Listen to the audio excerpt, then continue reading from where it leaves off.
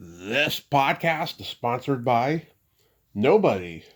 Hey dudes, welcome to Splat from the Past, the only 80s themed horror sci-fi show where things can get totally radical. Now, I am so excited for today's show because it's another bucket list guest dream come true. I will be talking to the Emmy award-winning multi-talented actress and director Melanie Mayron. Oh, you all know her from Thirtysomething. She won an Emmy for Thirtysomething, but her career goes way beyond that. Oh my God, she was in Harry and Tonto, Car Wash celebrating its 50th anniversary, The Great Smoky Roadblock, Girlfriends, My Blue Heaven, and she's directed everything from the Babysitters Club movie to Dawson's Creek. Yeah, God, she has just done so much, and it's going to be a great talk today. I've been wanting to talk to her since day one, and it's just another dream and a miracle. She was also on Rhoda in the 70s. I mean, she has just done so much, and she is so versatile. It's going to be an honor to talk with her today. I can't tell you how much of an honor it's going to be. I've just been looking forward to this. Also, happy 70th birthday, my past guest and favorite Gidget, Karen Richmond. Love you, Gidge. You just keep on getting better. So, yeah, here is my interview with Melanie Mayron.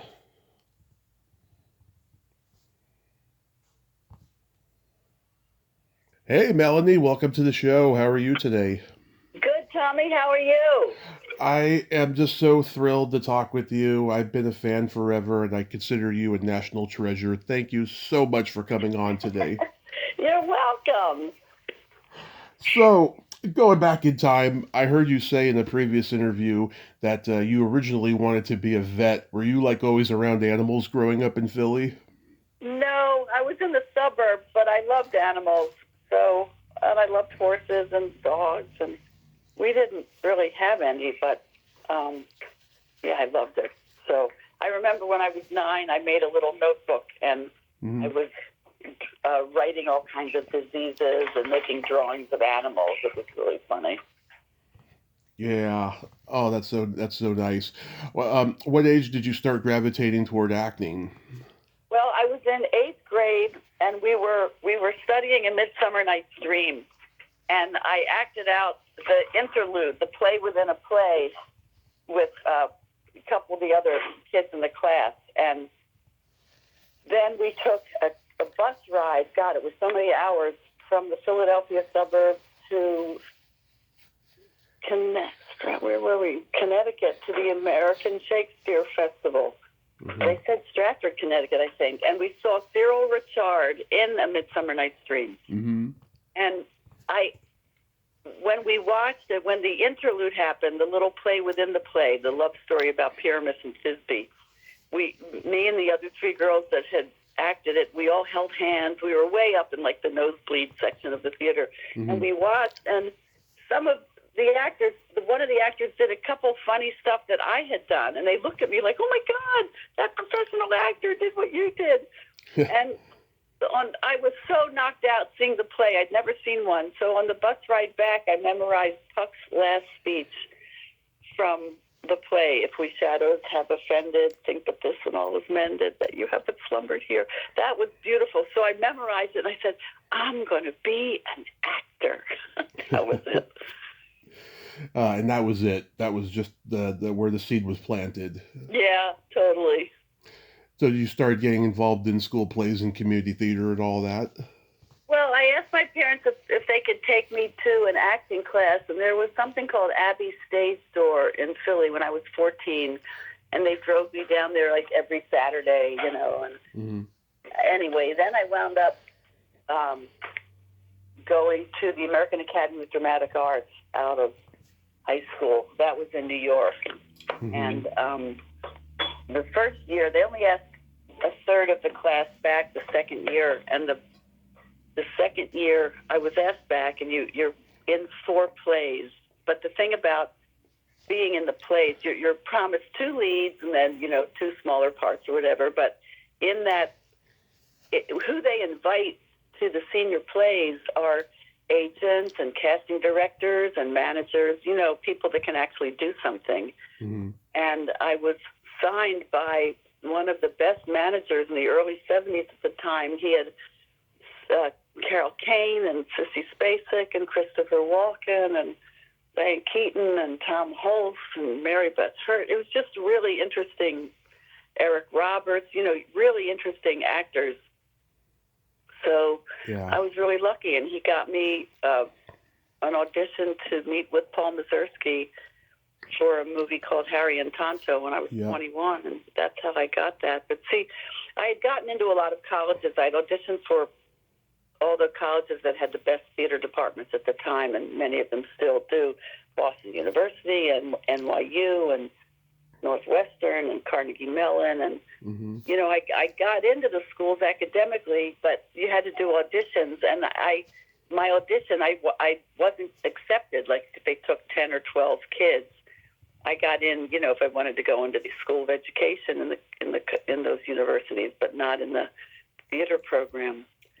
So I went, well, I'll just go right to New York and I'll go to an acting school. And my parents were like, okay, we'll stake you the first year. And if they think you have talent and you get asked back, then, then that's a good sign that, these professionals think you might have a shot. But otherwise, then you can go to college. And then if I didn't get in, I was going to go for journalism and photography because I loved writing and I loved, photography. So. Mm-hmm. So that was the story. So I always tell younger people, like some of my kids' friends that wanted to be actors, I said, don't worry if the college doesn't accept you in the drama department. Yeah. But I was nominated 3 times for an Emmy and won one. So what do they know? Yeah. Yeah. Who were some of the other younger actors that you ran into in those days in those classes? Well, Peter Weller was also in my class, and Elizabeth Kemp and Graham Beckel. We were the ones that my manager picked. But,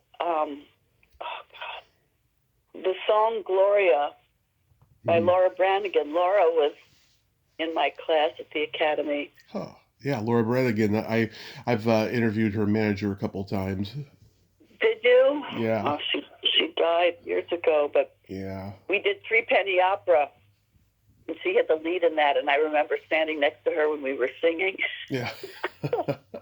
She was taller than me, and I just looked at her like she was a god. Her voice was so incredible. Yeah, very talented lady. Yeah. And you studied with Lee Strasberg at the Actors Studio. What did he teach you that you still use to this day? Well, it was a craft. I mean, Lee teaches the method, and that's just a lot of different exercises and sensory work and, memory work and emotional work. It's real specific stuff. But it's interesting because I did the movie Harry and Tonto, and that year, Art Carney, who was the lead in it, had won the Oscar for Best Actor, and Ellen Burstyn, who I met on the set, she guested in it and had several scenes, and I had some scenes with her. Mm-hmm. She won the Oscar that year for Alice Doesn't Live Here Anymore. So here I was, 21 years old, and I'm, have scenes with the 2 actors that won the Best Actor and Best Actress Oscars. Well, before the film came out, I got a letter from Ellen saying that she had seen a screening of the film, and she said that I had a gift, and she wanted to pay my way for me to study with her teacher, Lee Strasberg. And, in a master class, it was about $1,500 then in 1974. Mm-hmm. So the only reason I was able to study with Lee was because Ellen paid for it, which was amazing that, she was probably 41 years old or something, and she would do that, see somebody with some talent and pay for them. It's incredible. Yeah, I mean, I've heard stories like that. People, like getting their SAG card because because somebody believed in them and somebody big paid for them and stuff. Yeah, that thing. I don't even think that happens nowadays. That's a rare thing. Yeah, I've helped when I started directing. This is like maybe 25, 30 years ago. I was able, like, they would let you, if you were the director of, let's say, a TV show, they would let you just cast a day player, like somebody that has one or two scenes. Hmm. Like all the producers and the network wouldn't get involved. They trusted you. So I used to hire friends of mine so that they could keep their SAG, their insurance.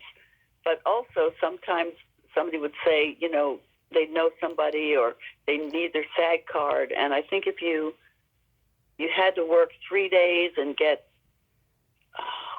a voucher, that's what they called it.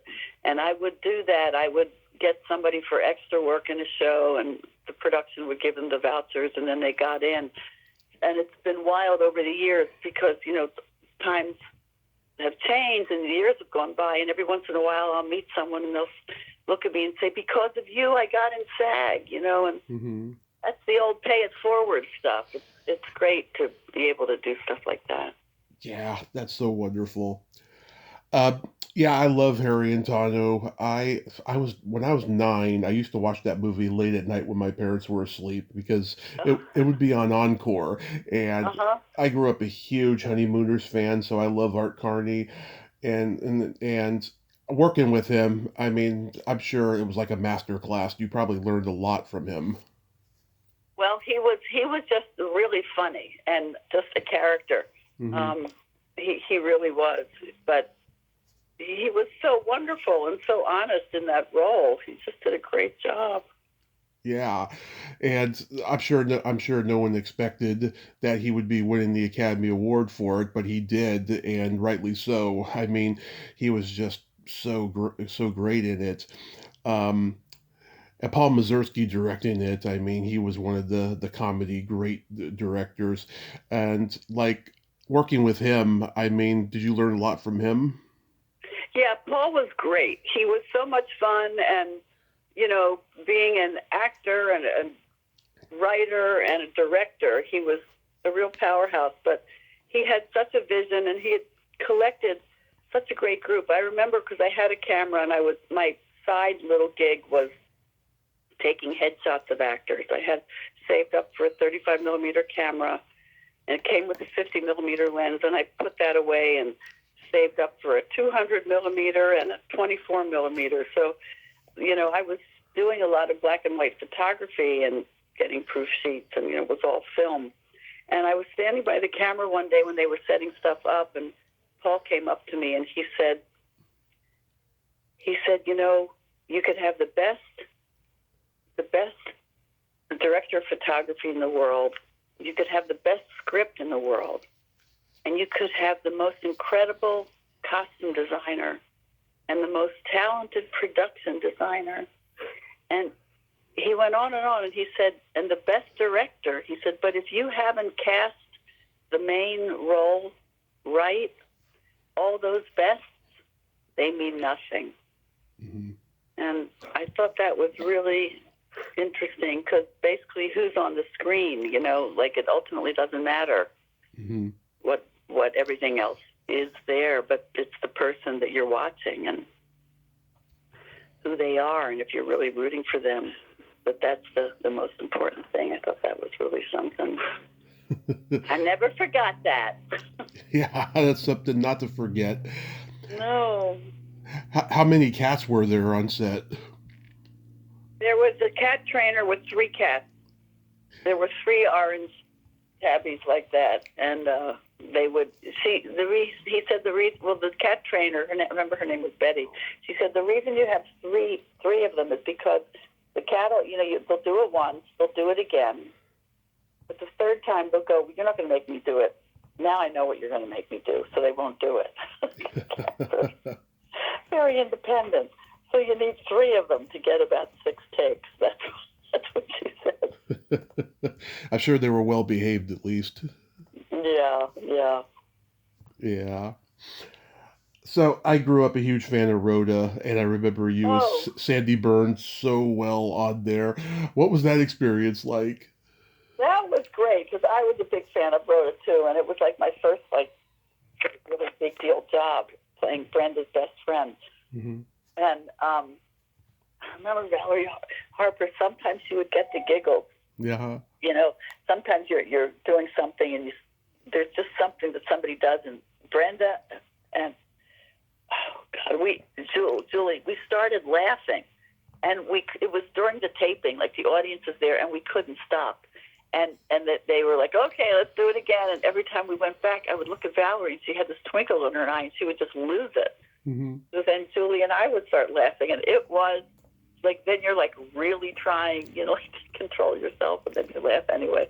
Yeah. They were so mad. It was for one night, and the audience was howling, just howling, because everybody was sort of in on it at that point. Did you guys shoot like next door to Mary Tyler Moore and Bob Newhart? Yeah, we were. I think it was CBS Radford. It was where we shot 30-something. Hmm. Yeah, it was the same lot in Studio City. Wow. Yeah, the old MTM days. Yeah, yeah. That was such a great character, but did they just write you out after those 3 episodes? Yeah, I mean, it was just that little. Yeah, I never. That was just those three, but it was fun. It was amazing to do it. Yeah. It's sort of like, I'll tell you what's really hard about acting in a sitcom. When you do a play, you're speaking really loud. You're Mhm. not talking normally because people need to hear you in the back. Now, a lot of times now there's microphones, and you can wear microphones on you, but it wasn't like that in the old days, and you'd have to really project. So there's that feeling of being on stage, and you're walking around, you're using your whole body, and you're speaking really loud.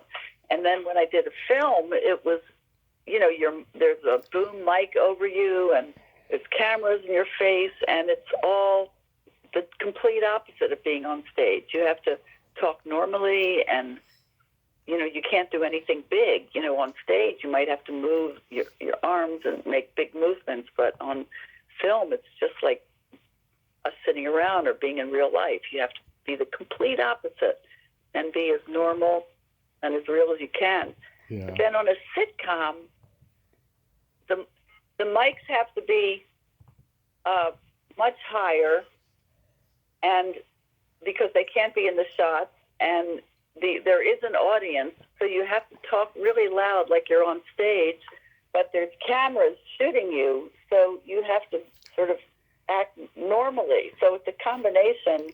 It's a kooky combination of doing a movie and in the theater being on stage, because you're talking really loud but acting and moving really small.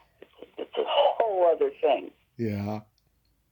There's an episode you were in with Sherry Hersey. She's the other friend at the bank, and she won't shut up. She talks a mile a minute, and Julie Kavner has this line that just kills me. She's like, "You want anything? Fruit, milk, Sominex." Oh my God. There was a line that Charlotte Brown wrote. She was the main writer producer. I remember Valerie with this like piece of chocolate, and she goes to eat it, and then she goes, I don't know why I put this in my mouth. I don't know why I don't just apply it directly to my thighs. Yeah. Yeah, they had the best writers on those MTM shows, and James L. Brooks, of course. I mean, he's the greatest writer of them all. Yeah. Yeah. You're my fourth guest from Car Wash. I've talked to Anita Pointer, Ren Woods, and most recently Lorraine Gary. Can you believe it's been 50 years since this movie?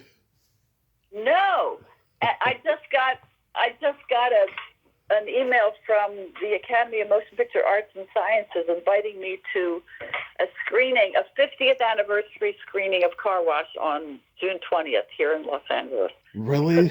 Yeah, they're trying to get Michael Schultz, who directed, is coming, and yeah, they're trying to get some of the cast to come. Who were the other actors you had interviewed? Oh, Anita Pointer of the Pointer Sisters, Oh um, God. Ren Woods, Right. and Lorraine Gary. Oh my God. Great. Yeah, this character Marcia that you play, you were just so well beyond your years. I mean, with all these early parts that you played, it's no wonder that Ellen Burstyn believed in you. When you got cast as Marcia, I was curious, was the script that Joel Schumacher wrote, was it exactly like what we see on screen, or is it a movie that was written as it went along? Because it looks like it was just all over the place. No, no, it was written, and the interesting thing is that there were two versions. Hmm. Danny DeVito and Brooke Adams worked in the hamburger stand right by the parking lot, Hmm. and they were cut out of the movie. But when it went on TV, all their scenes were put back in. Yeah.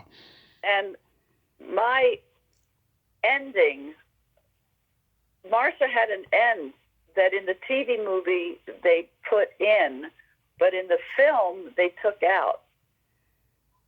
I think in the movie, I don't think my date ever comes. Yeah. Right? I think so. Yeah. But in the TV movie, they pull up in a car, and I get in. No, I think in the movie, I hear the honk, and I'm all excited, and I run out. So it looks like I'm going on the date. Hmm. But that's not how the story ended. In the movie, it's a convertible, and there's a guy and a gal in the front seat, and the guy that asked me out is in the back seat, or is he driving, and it's with somebody else. I have to find it again, but it's not like I don't get to go with him. I get to go with some dud guy. Hmm. It's like a sad ending, you know. So Yeah. Yeah. Was it Tim Thomerson? yeah, Yeah, because I remember you two have a little flirtation behind the counter. right, Yeah. right, right. And he asked me out on a date, so I think I'm going with him, and then it's not. Any good anecdotes about Richard Pryor or George Carlin on set? Oh God, no, I didn't really. Richard Pryor was always, well, he was in the taxi, and then he was walking around asking for, Hmm. asking for this gal, the blonde, or whatever he was talking about. But no, they were all, look, everybody was very professional. You know, Jay Leno was there too before Yes. his talk show. He had a small part. Yep. Jay Leno's in there. Garrett Morris during his Saturday Night Live days. Yeah. Garrett was one of the crew.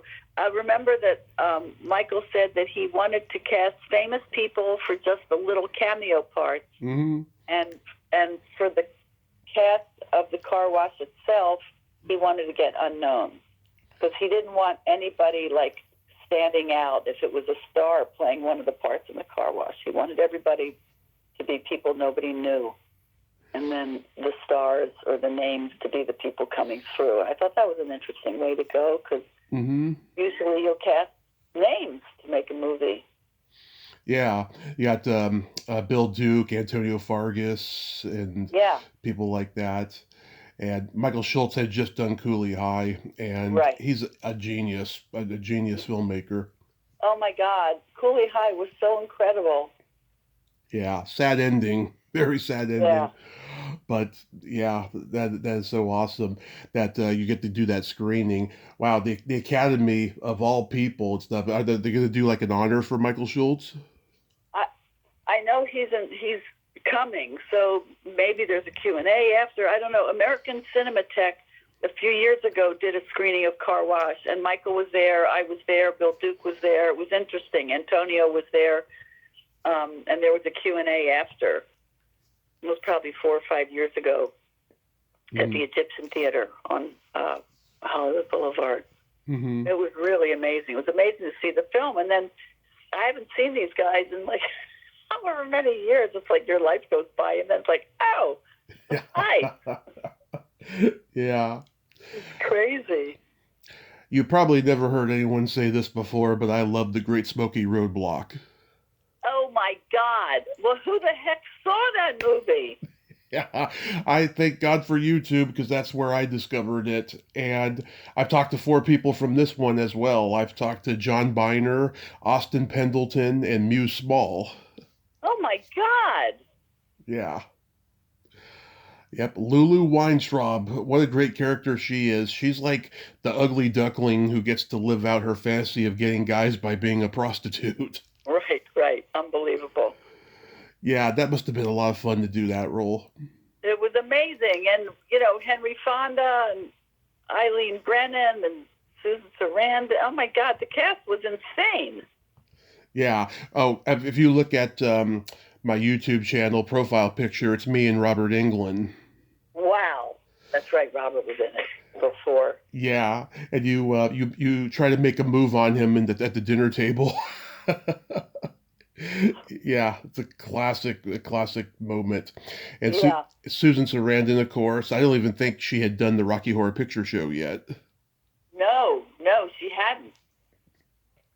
Yeah. And I love that you have that customer that's in drag, and you're like, "You look good, Sheila," and he's like, "Dolores." That's right. Oh my God. Oh my God. Yeah. Oh God, it must have been a hoot to do that scene where you're all in the jail cell with the clothesline, you're all nude.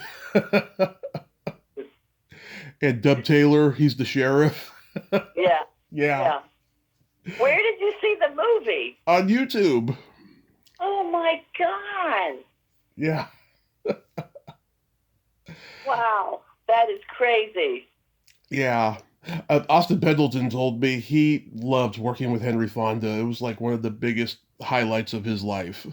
Yeah, totally. I met Jane Fonda, and I said, I know Shirley Fonda, your stepmom, and your dad, and she was just blown away that I knew them all.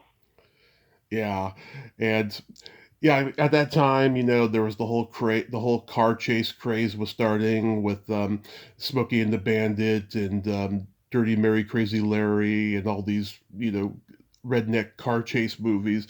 But this one was pretty unique, It sure was. And Eileen Brennan, of course, she's the madam. Yep. Yeah, I heard she had a mouth on her. Oh God, Eileen was like a sailor. Yeah. But she and we got to be really, really dear friends. It was it's funny how you meet people in different. Ellen Burstyn, I'm still friends with. It's like you pick one person. It seems every job that you stay in touch with. Yeah. Well, it's an industry built on friendship, especially in those days, I don't know. It seems like everyone's competitive with each other nowadays, the young actors, I'm sure there's some that are friends with people, but for the most part, it seems like it's a much more selfish world now. Yeah. And then you've got let's not forget the whole social media thing going on. It's like somebody told me, and now I sound like an old fogey, like, oh yeah, they're only casting people based on how many followers they have. Yeah. I'm like, what? And they're like, yeah, you got to like post every day and get people to follow you. And then, I'm like, oh my God. You're preaching to the choir on that, because that's how everyone feels. Everyone I talk to. Yeah. It's gotten worse, sadly. I guess what? So the followers will bring in audience, right? Yes, that's exactly what the business people think. Wow. God. What was the Love Boat experience like? You're too much. You've really done your homework. Love Boat was crazy. It was really funny. I didn't want to be locked into a series. Right. And I kept saying, this is not a regular part, right? They were like, no, it's just the pilot. I was like, okay. And then that show went on for how many years?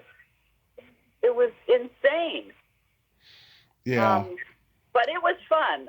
The actor I was with, Gary Frank, he'd been on Family. Yep. And it was just a funny story about the two of us being virgins, and we're on the honeymoon, and, I'm so nervous I'd take a tranquilizer. Gary Frank has a memoir out that just came out. I heard it's really, really sad, and it's really, really inspirational at the same time. Oh, my gosh. Yeah. I've been seeing him going on all the podcasts and stuff and talking about it. Oh, boy.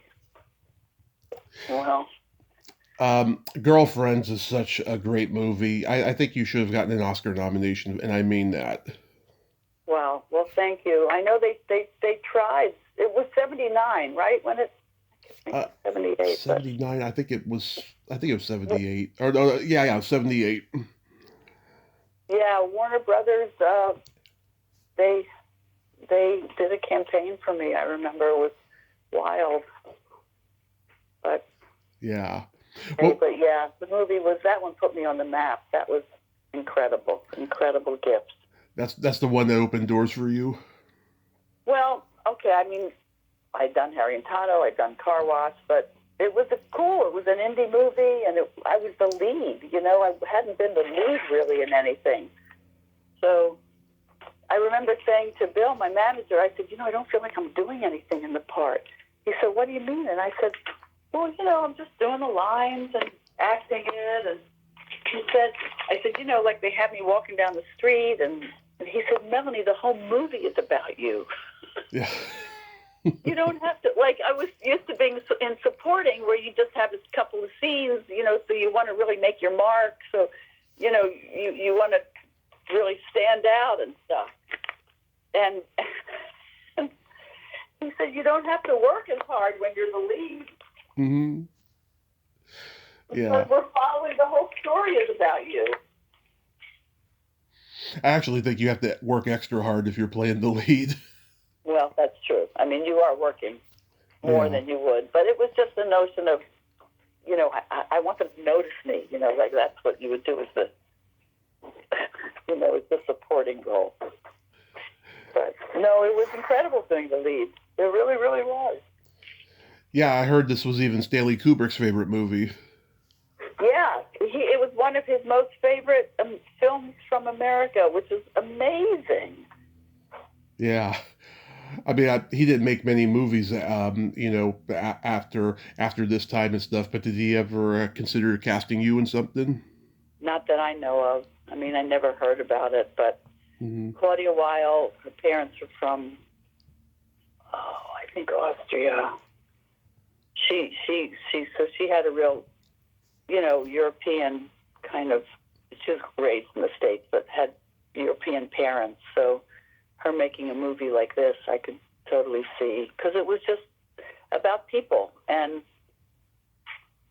they didn't make many movies like that then. No. The whole indie thing, that was so new. I don't think people really know how to distinguish between an indie movie and a B movie. I think they're two very different things. You got a very good script, masterful script, and it has a low budget and it's well made. That's an indie movie. Right, you're right. You're right. And Girlfriends was one of them. It was kind of a pioneer film. It's still playing now at art houses. Last year, it played for 4 nights, and it was with Frances Ha, double bill.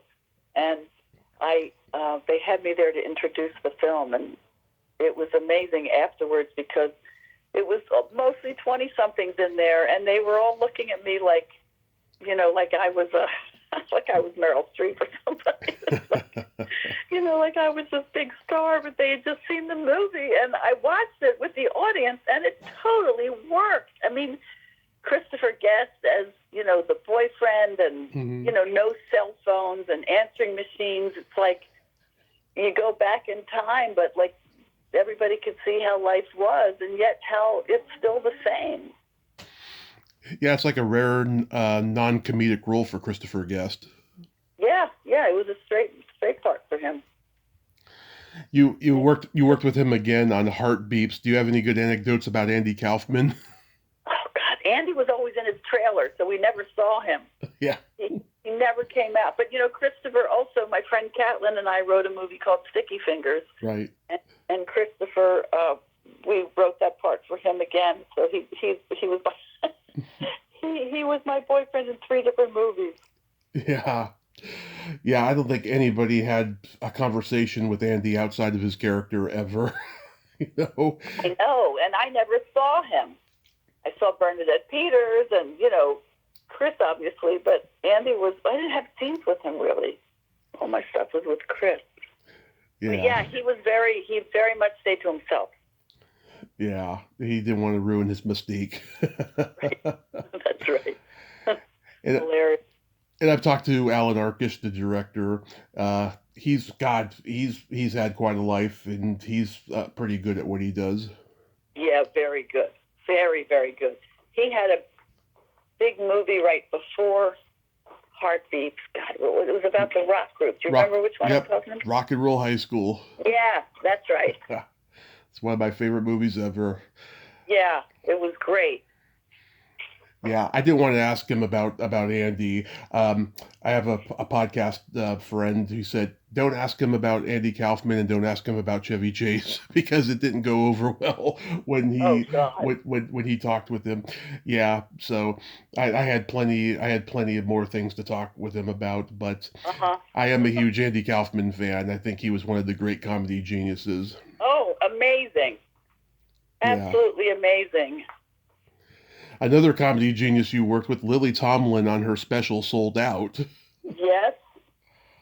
And then I also worked with Lily and Jane on Grace and Frankie. No, Lily is just, she really is. And you know, Jane Wagner writing so much of her stuff too. I mean, yeah. I mean, she plays all these different characters and stuff. There's one part in that special where I think she plays Tony Orlando or Robert Goulet or one of the two.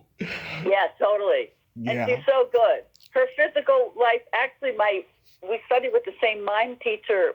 You know, she does Ernestine, and she's at the phone board. Mm-hmm.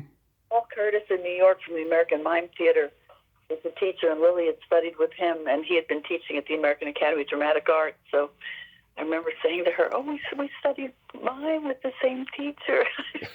But she saw me in Girlfriends, and she wanted me to, that's how they cast me in Lily Sold Out. They loved the performance in Girlfriends and wanted to work with me, so we went and did that at Caesar's Palace in Las Vegas. Wow.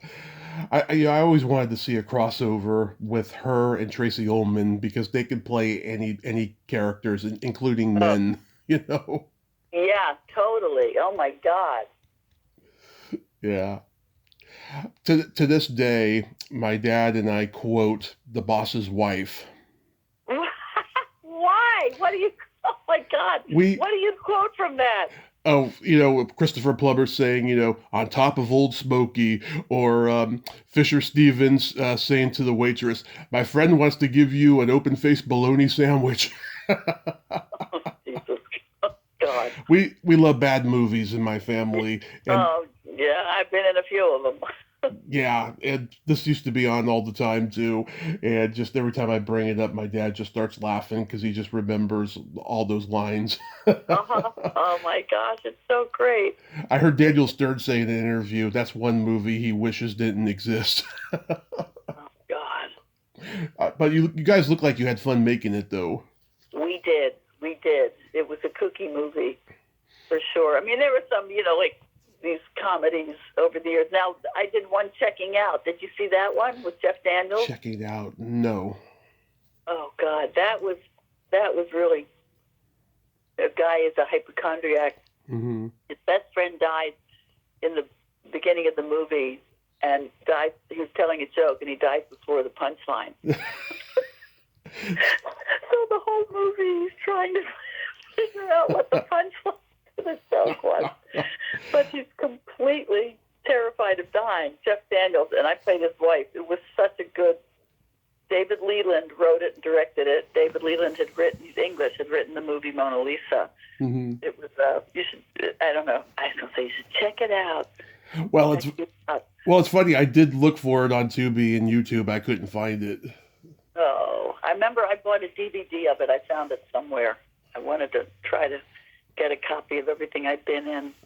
That sounds like an old Borscht Belt joke, though. He died before he could say the punchline. Yeah, I know. That's what's so funny about the movie. You keep trying to figure out what it was. Talk about a good through line. Reminds me of the health guy who died right in the middle of an interview on the Dick Cavett show, and they never aired it. Wait, seriously? Seriously? Yeah, back in the early 70s. Oh my gosh. Yeah. Well, that whole they never aired it, of course not. Yeah, he just keeled over like mid-sentence or something. Oh my God, that's shocking. Yeah. It was horrific because at first they thought it was a joke. They thought that he was just pretending to Oh, fall asleep. sure, of Yeah. course. Yeah. Oh my gosh. Well, that takes the cake. Can you believe next year will be 40 years since Thirtysomething? Wait, hold on. Are you serious? 1987. Oh my God. All right, now I don't know what to say. At least I'm still talking. It was, it got more popular after it was on, right? Yeah. When we started, it was. Yeah. I mean, well, we won the People's Choice and the Emmy the first season, so it got. But like '87, it just started in the fall of '87, so it had to go the whole season before it got to be a thing. But no, it's it's funny, that kind of notoriety when you're on a show and it suddenly takes off, because the reality of what we did was, you're at your apartment or your house, whatever, and you memorize your lines and you drive to the studio and you get there super early in the morning when it's all still dark outside, and you're on stage all day long, and you leave when it's dark again. And you go home and you learn your lines and you go back and you do it all over again. And you're with the crew and you're with the actors, and that's sort of it.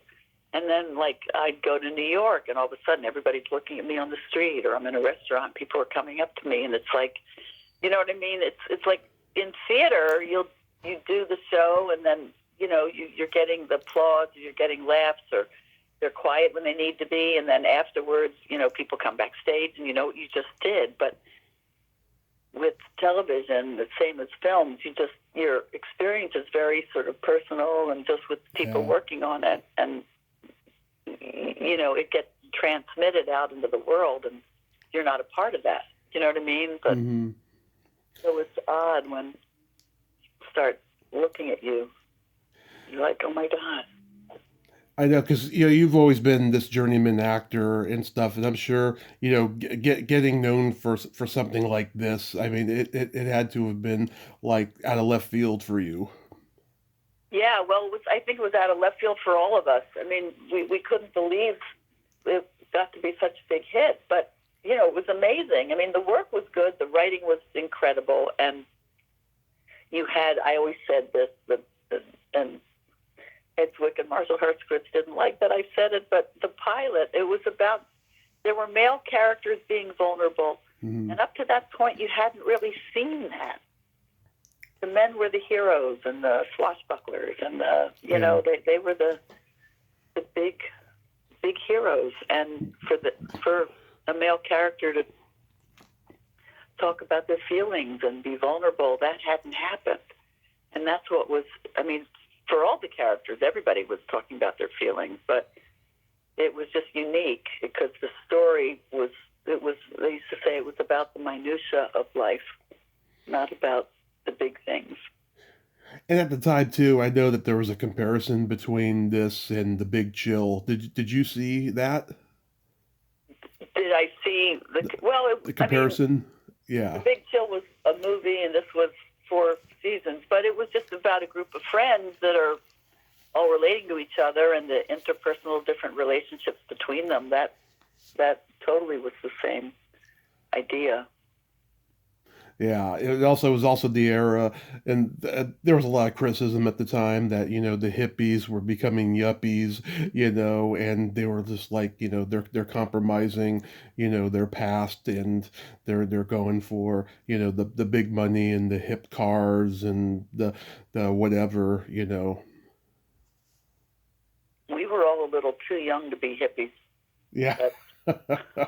We were about 5-6 years too young, but it was still, I mean, people were trying. Look, you get to your 30s, and now you're just trying to like pay your bills and have a good life. The 20s is all about experience and college and figuring it out. yeah, trying to figure it out and having different boyfriends or girlfriends or whatever, and traveling and whatever you're doing. But by your 30s, you're just you're trying to go, oh my God, Yeah. well, I've got to get this stuff together here.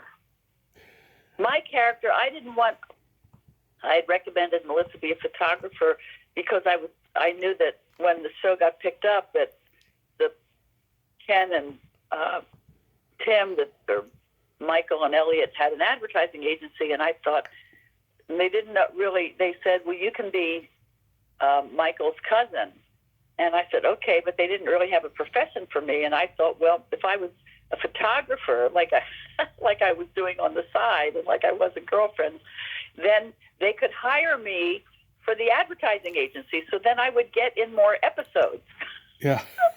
So here it's like you're always trying to get hired, and now I was trying to get my character hired. Now that's method. No, I was like, so they made Melissa photographer, and it gave, the character great storyline, but it also, I wanted to see somebody on TV that was like myself. In other words, somebody who's an artist, who doesn't want to compromise, and who wants to try to get their dream. Because Ellen was more working in the city, of Polly Draper's character. Mm-hmm. She had a 9-to-5 job, and Mel Harris and Patty Wedig, they were both married women. So I wanted to put someone there that was an artist, in the creative life, where I could watch the show and relate to somebody. And I wanted her to be a character that didn't want to compromise, in love and in her career. Yeah. That's what we did. This was great. When you won the Emmy, like, what was going through your head in that moment when you heard your name and you walked to the stage to collect it? What was going through my head? Yeah, like, were you, like, just shocked? Yeah. Yeah, I remember because I was going to be presenting. I was presenting, and for Lonesome Dove won later in the show, and so you go to a rehearsal with your presenter, and they put 8x10 photos of where everybody's sitting on the seats in the theater. Mm-hmm. And when I was at the rehearsal, I remember they said supporting actress was the second, the second award. Yeah. So I called my parents in Philly, in the suburbs. They were having all the neighbors. They brought 3 TVs into the house. There was one TV, and they dragged in 2 others from people's homes, and they stuffed the house with everybody they knew. And I said, I'm just letting you know that if I win or lose, the category is coming up before the first commercial break. So don't go anywhere until the first commercial. Don't be serving any food. Just start watching the show, because it's going to be hit or miss right off the bat.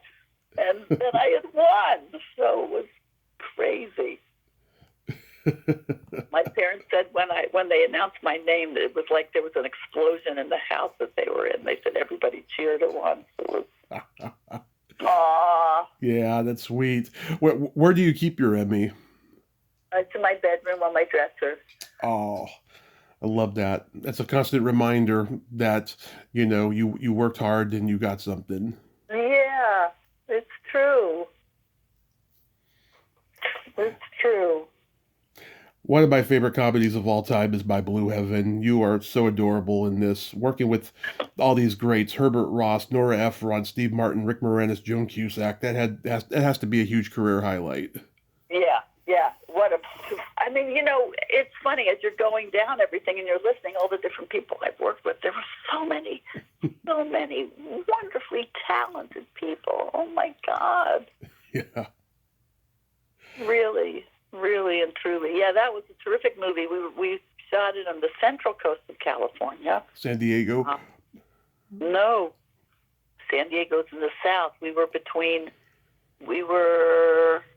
San Luis Obispo kind of area. Oh, okay. Yeah, I just love it when you're all in court, and you see the 2 Bob guys, and you're like, Doc. Yeah. That's a great moment. Take my, what is it? Take my this, take my that, take me. Yeah. Take my gun. Pretend I'm your hostage. Right. Oh my God. I was. Herbert Ross was an amazing director. He wanted everybody, all the women, to be in dues, like the beauty parlor in the 1960s, with like a can of hairspray on your head. I mean, it was crazy. I heard he directed film like he was directing Broadway. Is that true? Well, I mean, he just cared about certain things, I guess, that in the theater you would care about. But he was. I mean, look, you saw the movie. I mean, he was wonderful. What about The Turning Point with Shirley MacLaine and how brilliant that was? Yeah. I mean, he was just so good. A legend. Yeah. And his wife was a choreographer. Right. Yeah. So, what got you into directing? Well, I just, I was always paying attention on set. Like I said, when I was doing Harry and Tonto, I was 21 and I was holding the camera and I used to take stills on sets all the time. And I just loved it. I remember I made a suggestion when we were shooting the movie Missing with Jack Lemmon and Sissy Spacek. I had a Polaroid SX70 camera and I was taking pictures with that, and you could kind of, when the Polaroid was developing, you could rub your fingers on it and make the emulsion go different ways, kind of like little art pieces. But I remember taking a picture of the scene when Jack Lemmon and Sissy Spacek, they're looking for his son, her husband, Charlie, and they walk into a room and it's full of bodies, and they look up at the ceiling, and the ceiling is a glass ceiling, and you see the shadows of more bodies up there. Mm-hmm. Crazy, really heavy moment. And I was in the room, and I wasn't in that scene, and I took a picture from a corner, and I went up to Costa Gavras afterwards and showed him the picture I took, and he goes, Mel, he was from Greece but lives in Paris, he goes, Mel, where were you standing when you took this picture? I said, I was standing over there, and I point to this corner far away, and he goes, Merde! I said, what's the matter? He says, that was a much better angle than where I shot it. I remember going, oh, okay, that's interesting. And then when we were shooting Girlfriends, there was a moment they were trying to get a shot of me on the toilet, but it was a railroad apartment, and my roommate was outside the little bathroom, and she was talking to me, and they wanted to shoot through the crack in the door and somehow see me. And so they said, well, sit on the toilet. And they're trying to get it, I don't know, looking through the door to see me. And the sink and medicine chest was on the side. And I stood up and I pulled the medicine chest mirror out a little bit. And then I could see them in the hallway. And I said, do you see me? And they went, yeah. And I went, well, wouldn't that be your shot then? And they went, yeah, that's a great. So it's like, I would be on set and I would pay attention and listen to what people were talking about and how they were doing things. And, if you're on enough sets and you're paying attention, that's film school right there. Yeah. I noticed you like to do projects that focus on young teenage girls coming of age, whether it's the Babysitter's Club, the Freaky Friday, and Mean Girl sequels. Or the Hunting Wives. Yeah, Itty Bitty Titty Committee. How important is it for you to do projects that focus on young girls? Well, I would always go where the work was. So, I've done a lot of different kinds of projects, but you also, at a certain point in one's career, one gets typed into things. So they go, oh, if you did this movie, we'll get you for this movie, and it's the same world. Does that make sense? Yeah. But with the Babysitter's Club, I really wanted that movie. It's funny, when I meet women in their 30s, it's like they all grew up with the Babysitter's Club, and they can't believe that I directed it. And, that was just, I'm blanking on her name. It was on the cover of the New York Times Magazine. Carol Gilligan, that was her name. Mm-hmm. And she had an article, confident at 10, confused at 16. And it was about young women and how they mature, and that when puberty starts, like when they're 10 and 11 and 12, they're just who they are. They're who the women they're going to be when they're 40. But when puberty starts and they're getting their period and they're starting to mature, and everybody's attracted to boys or girls or whatever, they start to couch their words and not, watch how they're coming across. And young women develop a little bit more ahead than the young men too. So they want to be liked or they want to be asked out, so they're not as confident. And that, when I read that article, I was like, wow, I really want to do the Babysitters Club, because I could really try to get, put more confidence out in the world with the young generation. Yeah, I grew up, watching the short-lived series on HBO, before this and stuff, and I think you did a pretty good job with the movie. Thank you. Yes. And I'm also a huge Dawson's Creek fan. We just lost James Van Der Beek, sadly. Yeah, And that was. he was so talented, that guy. I love that homecoming episode. I met Brittany Daniel back in 2018 at a horror convention, and I told her how much I loved that episode and I loved that character Eve, and she told me that was her favorite character. She's like, I would have played that character forever if they had let me. She was amazing in that character. I watched the 2 episodes I did recently because a gal was in Brooklyn is doing a book about Dawson's, and she interviewed me on it, and I watched the episodes again. Yeah, she was great as Eve. What an interesting character. Yeah, she's this mysterious, mystery girl. I just love it. They don't make characters like that anymore. No. Yeah. And for him, it's like he'd won the lottery. Yeah. And I just what? Yeah. And I just love how they get, caught, in the rally, and then the Rocky theme starts playing. It's hilarious. Yeah. On Tubi, they had to change the Rocky theme to something else, but I just remember that version so well. Yeah. And that part when Michelle Williams is giving him the hot fudge sundae metaphor, my God. I have never heard that analogy anywhere about virginity loss ever. She has this monologue. It was so brilliant. Yeah. and she's so young and she's coming off like the expert. That's what I thought was so funny too. I know that show always got flack for that, about how the kids always were smarter than the adults on that show. Yeah. I don't know. I think that because the internet was just starting at that time, I think they realized that the internet was going to make kids a lot smarter than the adults, and especially in entertainment. And of course, we see that all the time now. It was really ahead of its time. Yeah, it really was. The writing was just astonishing. Kevin Williamson, he was writing about himself as a young man. Yeah, exactly. He wanted to be Spielberg when he was a teenager. Yeah. Yeah. Now, you directed this one series that didn't last. I actually own it on DVD, Tell Me You Love Me. And I was curious, what was Jane Alexander like to work with?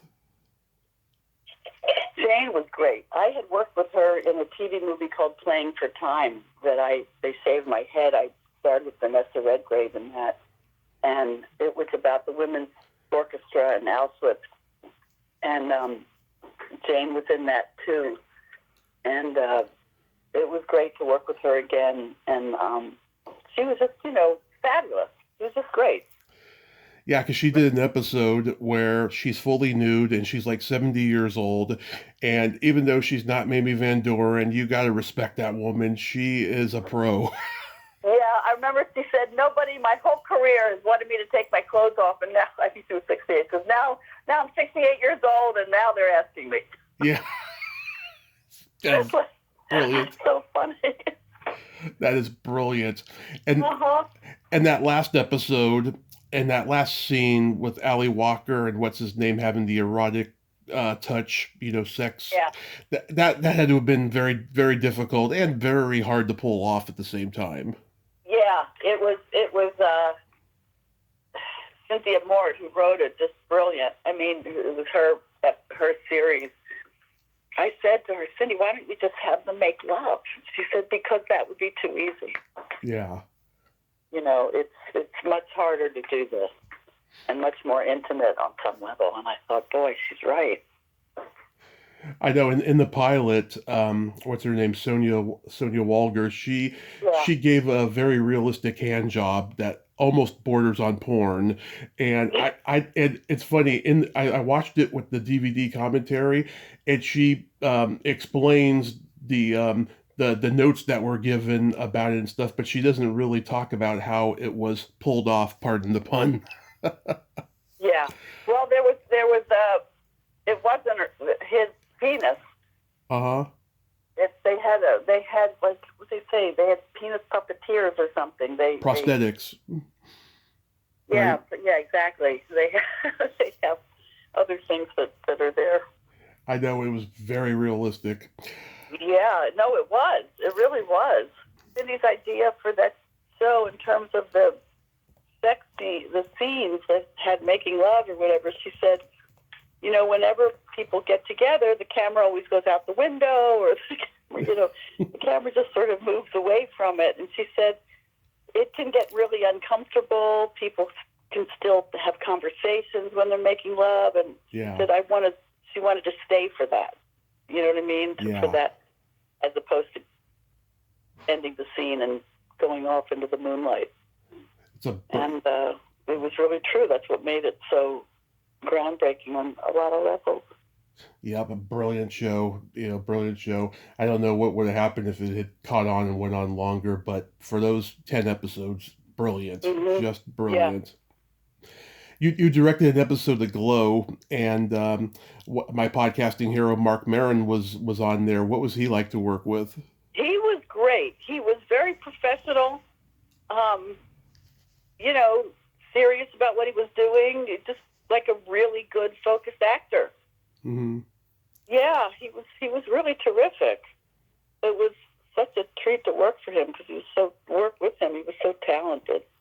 Everybody in that show actually was. It was the episode I did was where they're all moving into the motel in the valley so they could practice and be together, and they were building this really big motel set, all the interiors of it on the stage. So it was episode 4 of season 1. It was kind of like a second pilot. Mm-hmm. And they even said that to me. They said, we're giving you an extra day because this is such a big change from the first 3 episodes. And I said, okay.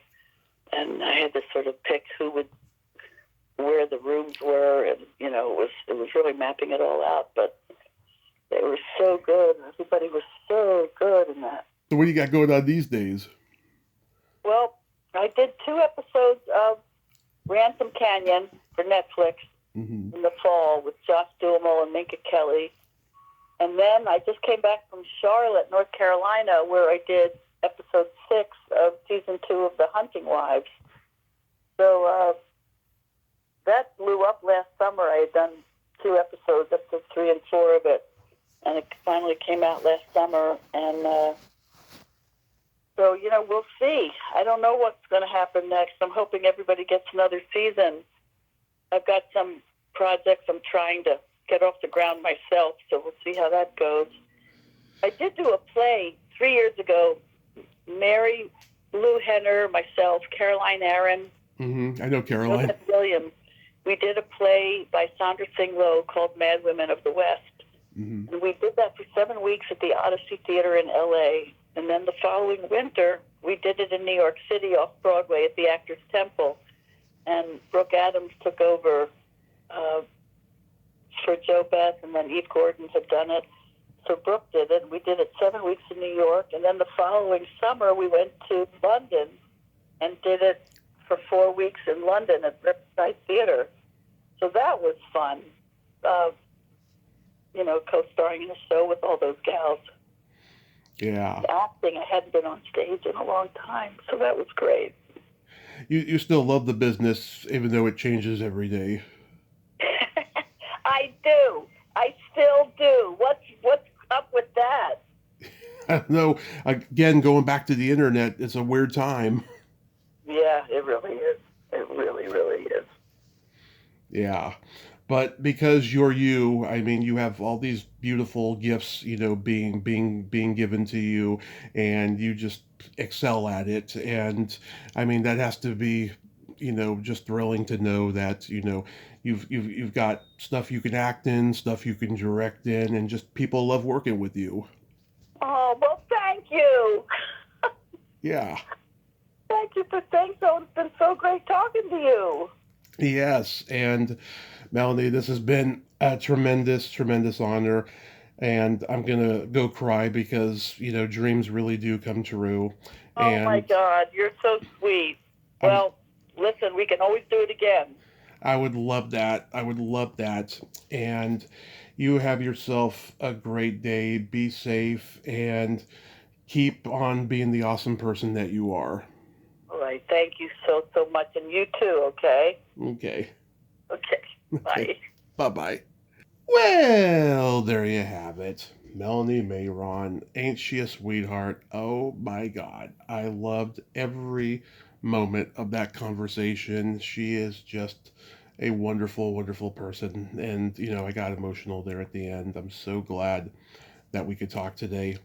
And everything she does, I mean, she excels at it, like I said, and she's just she's the ultimate journeyman as far as I'm concerned. And yes, I would love to talk with her again in the future. Maybe even get her to play the Secret Silly game next time. I am so blessed. What a life I have, huh? What a life.